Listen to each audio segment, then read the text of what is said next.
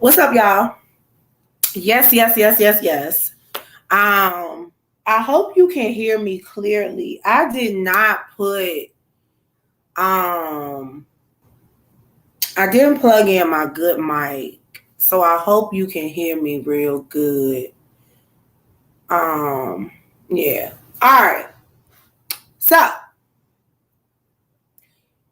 I don't even really know where to begin, but I want to start by first and foremost saying that I am a little bit concerned about some of the things that are listed here for you to see. And so this evening, those are some of the very things that I am going to talk about. I am going to talk about ethics, etiquette, and exposure. We're going to talk a little bit about what that means. But tonight is primarily about making people aware of the operationalization of these topics and just making sure that you really understand what specific things mean. What has motivated this? I know a lot of people, when you see exposure, a lot of people tune in because they just looking for some bullshit. They just looking for some shit where they can just talk about somebody or be able to say, ooh, they blasted. Well, one thing about me and one thing that I was taught is that you never needlessly expose the infirmities of others, but you do make a conscious effort to give them the information to help them make a conscious decision to change. And so, with that being stated, I really first and foremost want to say that this series of All Things Authentic is targeted. And a huge part of the reason it's targeted is because I have been made privy to so many situations where people are being exploited. People are being exploited. People are being exploited financially. People's intellectual properties are being exploited. And me as a human being and me being raised in the way that I've been raised, certain things just not going to work for me. Certain things just are not okay. And I'm not going to accept them for what you may want them to be. And so with that being stated, I want to go ahead and really talk about some of these things, what they mean, and why they are so important to we as a people, but not just we as a people, why they are so important in the industries that we work in, right? And that can be business, it can be entertainment, it can be film, it can be so many different things. But the reality is that we have a lot of different things going on that we haven't had an opportunity to address. And I think it's important that we address those things. So let's jump right in. So when we talk about etiquette and things of that nature, the first thing you think about is setting the table and stuff like that. Well, no, that's not what I'm talking about relative to etiquette. There are different types of etiquette, and that's one of the things we are going to get there because there are, multiple types of etiquette. This series is going to talk about workplace etiquette. We might talk a little bit about table manners. We'll talk about meeting etiquette and things of that nature. But the biggest part of what I really want to hit in on, guys, is this notion of ethics. It's this notion of ethics. And I think depending on where and how you grew up, a lot of people don't necessarily believe in ethics in business. And I struggle with that. Now, I'm going to tell you something. I struggle with that.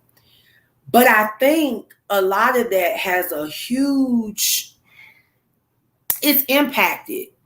It's impacted hugely by the fact that there are some of us who have built different things based upon kind of how we feel like things should be. And then there are those of us who have cultivated different things based upon formal training and based upon learning how to do things on our own. Now,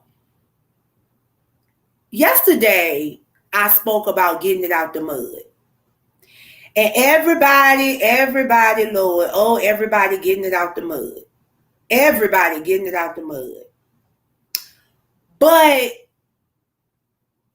what I find is that there are a lot of people that feel like if you didn't grow up in the worst of circumstances, then you don't understand or you didn't have to get it out the mud. Well, I'm here to tell you this.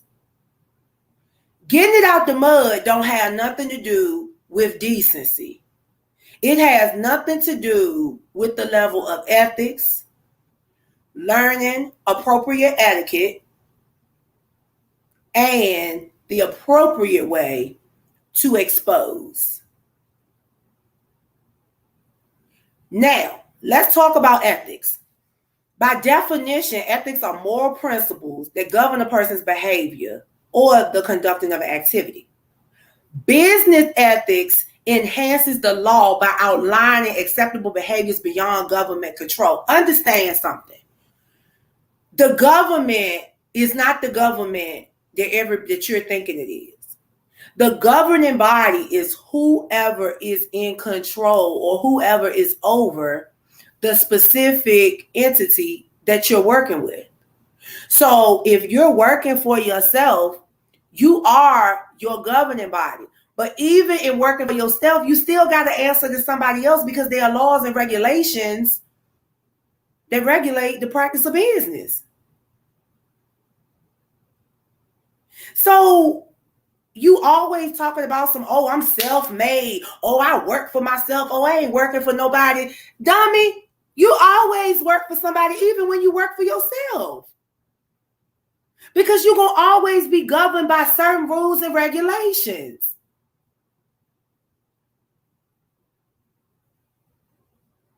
And it's just little stuff like that I just don't feel like some of you understand. I really don't.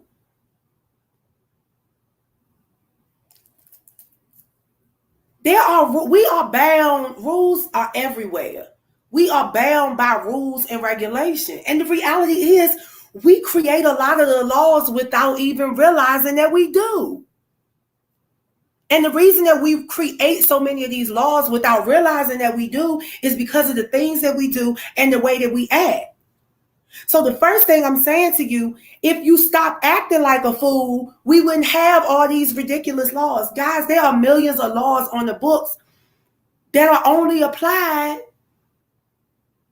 when a situation arises that they're useful for. New laws are being made every day, and so many of those laws either contradict or just a different. They're just worded differently. They're different spinoffs of laws that were written back in the 15th, 16th, 17th, 18th century. But we seemingly allow ourselves to be bound by the wrong shit. And then that brings me to this topic of leadership. So everybody want to be a boss. Everybody want to be a boss.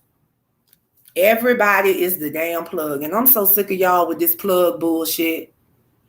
If you got to keep telling people that you're the plug, if you got to keep telling people that you're the boss, if you got to keep telling people that you real, if you got to keep telling people that you positive, then you must not be. Because if you are really all of those things, you don't have to keep telling people. When you step into a building, right? When you step into a building, and tell me, and let's just be real. Do you have to tell people where the plug is? Or if they really need the plug, are they going to go and find the plug? Because I guess that's another issue I'm having. It seems like you have to keep telling people who and what you are because you don't believe it yourself. Like, why? If you are, this is my thing. And I sincerely, I'm going to be real with you. I sincerely feel like this in 2021. If you have to keep telling people, if you got to keep telling people who you are and what you are, then you need to rethink who you think you are. Because somewhere along the way, you confused. You're confused. I was sitting and reviewing some stuff the other day.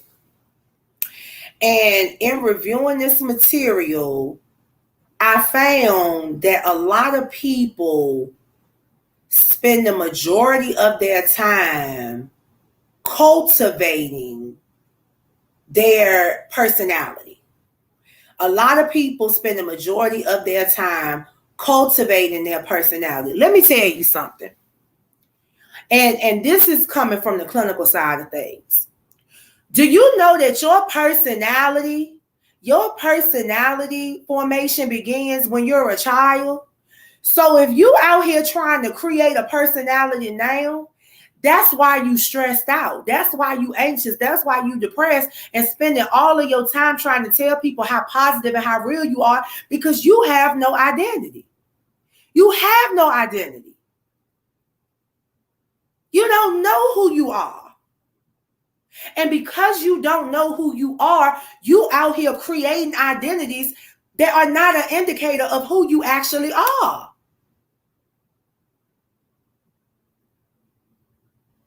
You don't have to keep telling people, you don't have to give yourself names. You do understand that, right?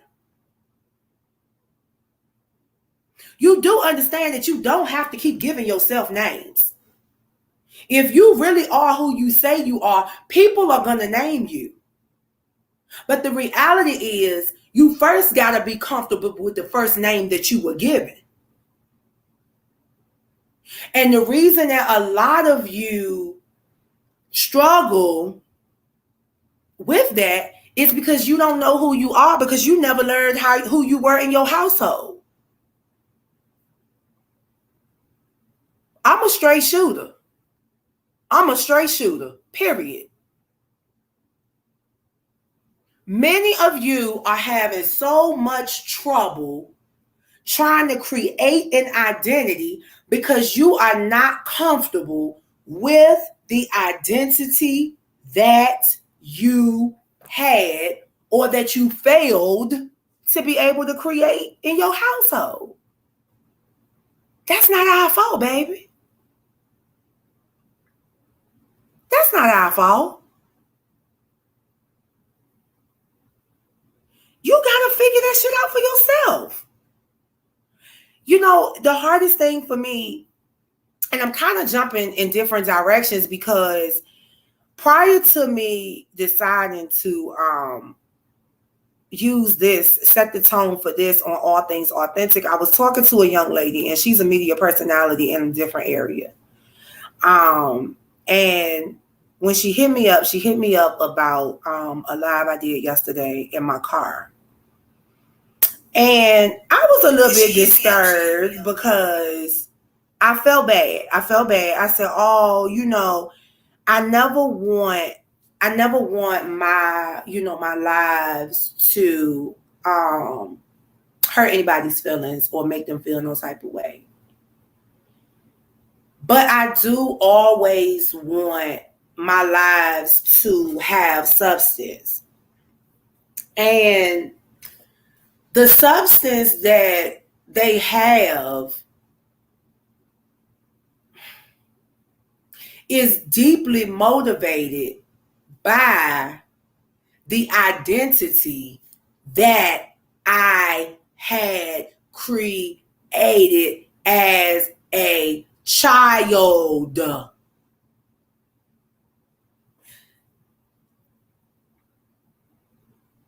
You cannot tell me that at 50, 60, and 70 years old, you still trying to get on.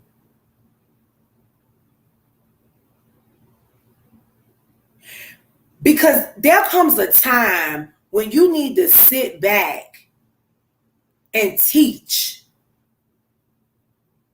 Stop trying to be seen and stop trying to get a name and just exist.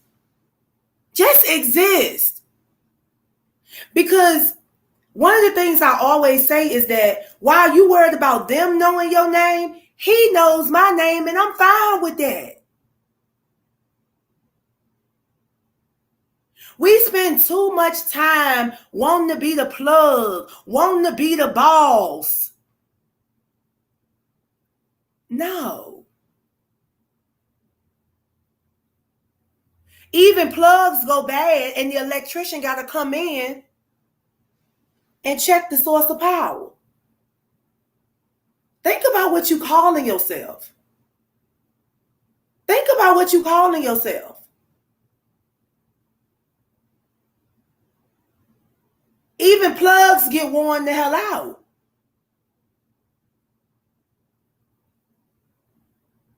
Now, when it comes to this thing called etiquette, you know, we also have to take a minute to step back and really reassess the fact that everybody doesn't understand etiquette. Now, one of the things that I hated, you know, and I always tell people this, you know, I grew up in a very interesting household. I grew up with my mom and dad. And the funny thing is that though my mom and dad were like on two totally different ends of the spectrum relative to being conservatism, they were very proper. You know, my mother and my father knew how to set the table. My mother would have been classified as a city girl, my dad a country boy. But their level of professionalism in parenting, and see, that's something that I think a lot of y'all done missed the boat on. The level of professionalism in parenting that they provided was out of this world. Because I never had to wonder what my placement or position was. And see, that's a problem that I also see with a lot of us in this entertainment realm. You guys, number one, either didn't get senior superlatives in high school, you were the last kid to get picked in gym class in elementary school for the dodgeball game or the kickball game. You didn't have a date for the prom, or something happened to traumatize you to the point where you needed to create an alter ego. I was just talking to my best friend a few minutes ago, and I said, Chelsea, people are out here committing suicide on their actual identities so that their perceived identities can become a reality. Now, understand what I'm saying. There are those of you out here that are committing suicide on your actual God-given identity just so that you can thrive in this perceived identity that honestly only you believe in. Because the reality is Instagram really moves so fast that people only believe in your identity for the few minutes that they watching you.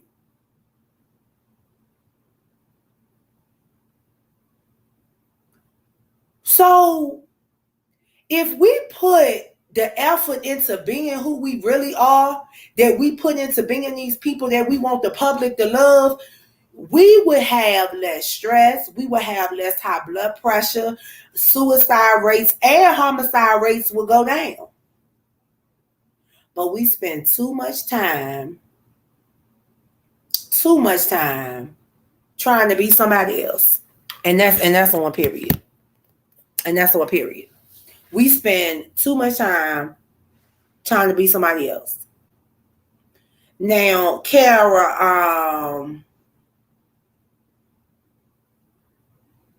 okay, Kara, yeah, definitely. Kara said, as a speaker myself, I know there's a time to speak and there's a time to listen. I agree. You know, that's one of the things that, and you know, I speak freely about my flaws. That's one of the things that I work on because I do have a lot to say. A part of the reason that, you know I have a lot to say is because I read a lot. I analyze a lot. And I don't spend a lot of time trying to cultivate something that I'm not. You know,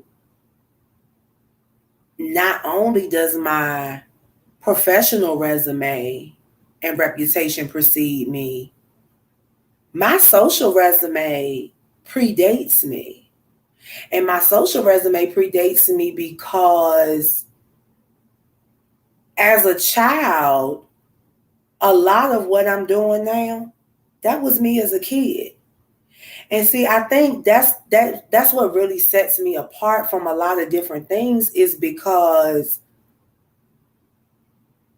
I grew up in some form of spotlight, whether it was from playing the piano or singing or speaking. You know what I'm saying? So I guess I'm just a little bit more accustomed to seeing things for what they are versus creating my own reality. Because that's the other thing. In my household, you don't create your own reality. You live in the truth.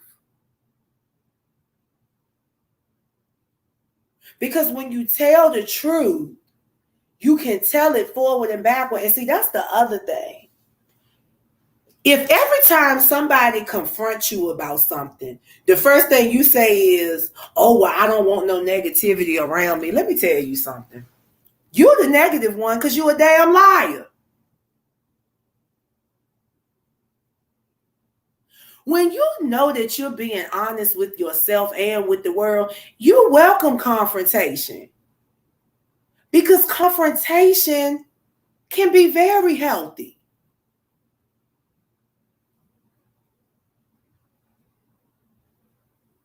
You prepare for war in the time of peace.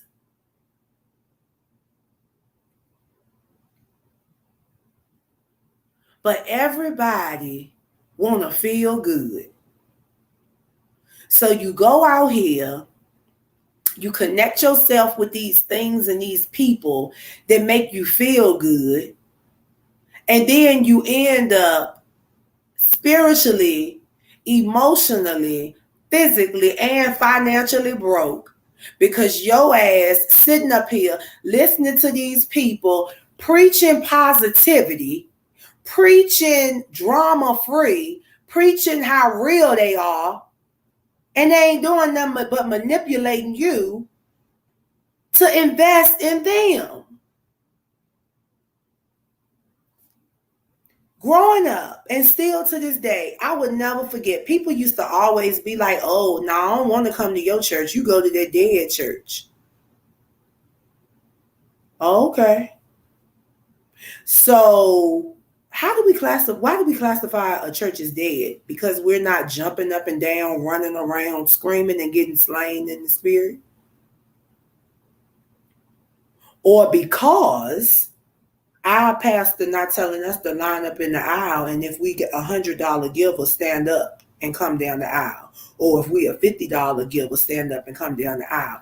The saddest thing is that some of you really will follow a false prophet that makes you feel good than to follow a militant being that's telling you the truth because it make you feel uncomfortable and really make you be ye transformed by the renewing of your mind, soul, and your spirit. Well, guess what? My name is Lily Mae Jones. No, Sanaj is not an alter ego. If you didn't know, if you don't understand, Sanaj is merely Jones spelled backwards. And why? Because I am proud of my father. I had the best daddy in the world. And because I had the best daddy in the world, I don't needlessly expose those of you, some of you that are watching right now. Because I was taught to never needlessly expose the infirmities of others, but always be ready for confrontation, mediation, and reconciliation. See, it's something about all of those things for me. Because I will confront you about the issue. We can host a mediation to resolve the issue, and then we reconcile and move forward, or not.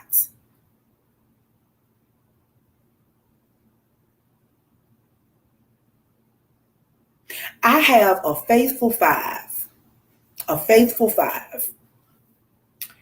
And those young ladies and I hold one another accountable. In our group, and I'm not going to call it a group because that's just everybody, y'all so groupthink-ish. But amongst our sister circle,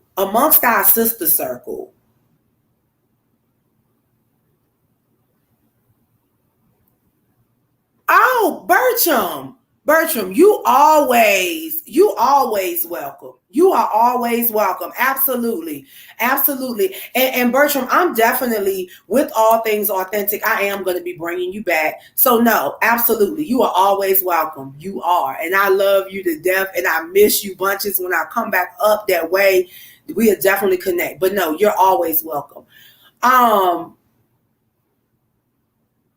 But one of the things that I think we fail to do is we fail to really focus in on who we really are. And y'all, I cannot stress this enough. I can't stress it enough. What do you believe in? What do you believe in?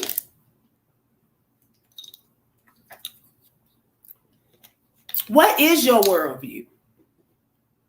What is your worldview?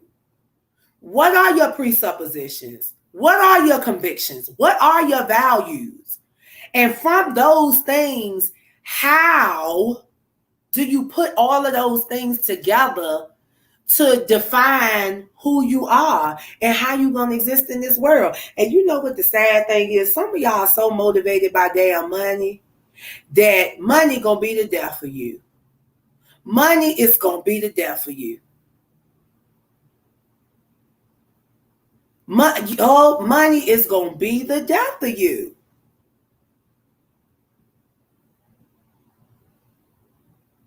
You know, I hear people often say, I don't want to work for nobody. I'm not going to work for nobody. No, I'm a business. Okay.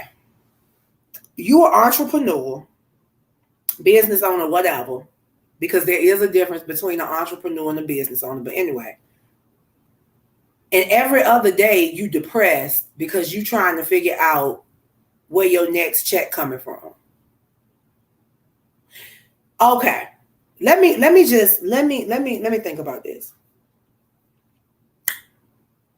just so that I can say I don't work for nobody else, I'm going to sleep in my car, sleep in my office,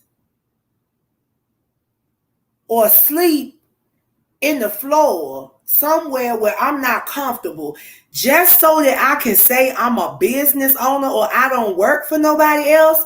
You crazy as hell. That's dumb. Do you know why that's dumb? Because the reality is, I'm going to say it again, even when you're an entrepreneur, even when you're a business owner, you still work for somebody else because you are bound by rules and regulations and guidelines.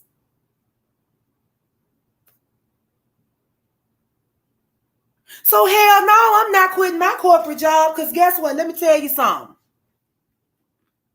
When I go to the doctor, I don't never have to get turned away. Why? Because I got good corporate insurance. I don't have to choose between paying a mortgage, paying rent, paying a leasing payment, or buying medication, or going and getting some medicine from CVS for something. I don't have to worry about that, because I got a flex spending account through my corporate job.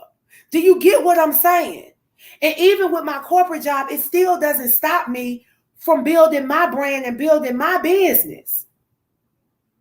This is ethics, etiquette, and exposure. See, y'all got this thing all fucked up because you looking at Instagram and you looking at these people that's talking about how they got it out the mud, when the reality is we all getting it out the damn mud. And I'm going to say it again. I got it out the mud. How did I accomplish all this shit behind me? By my damn self. Because my mother and father didn't know nothing about college beyond shit, a trade. I had to learn to apply for college by myself. Our school guidance counselors weren't hands-on like that. I had to learn what financial aid was. I had to go researching and applying and writing essays for scholarships. I had to learn to assess my degree completion plan so that I could make sure that the courses that I was taking were beneficial for me and fit the requirements for my degrees. So just because you may have grown up with welfare and government assistance and I didn't, it doesn't make your getting it out the mud and my getting it out the mud no different.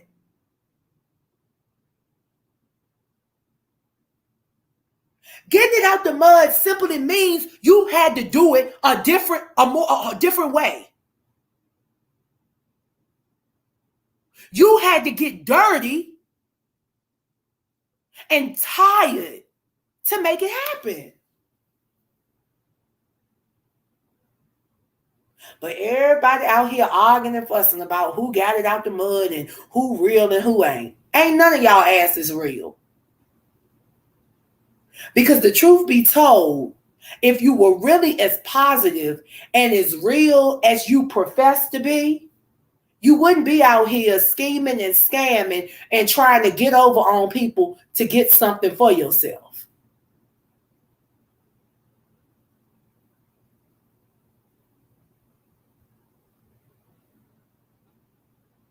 So you damn right I'm confrontational.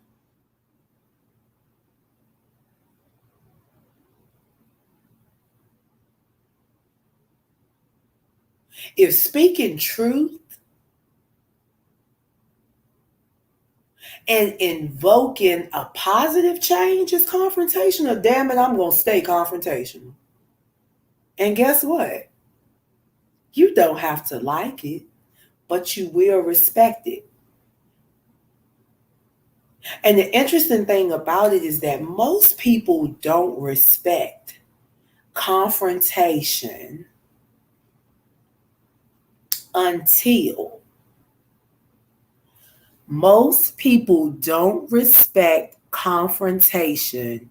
until they get in a situation where they are the aggressor, so to speak.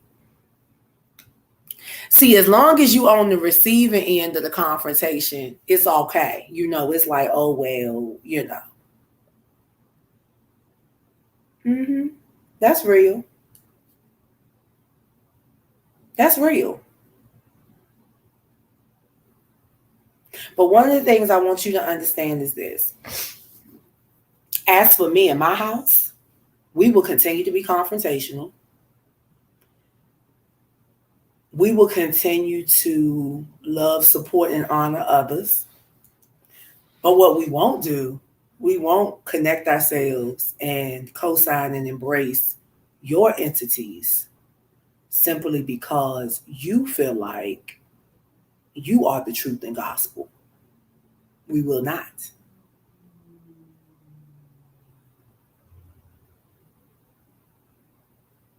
Because one of the things that I'm tired of seeing us hurting one another and stealing from one another. I don't want another one of y'all to say that the white man took nothing from you. Because the same shit that y'all always want to bring up that white folk then did is the same shit that you doing to your own people. You're out here conning your own people. You out here using your perceived and implied eminent domain to steal from folk.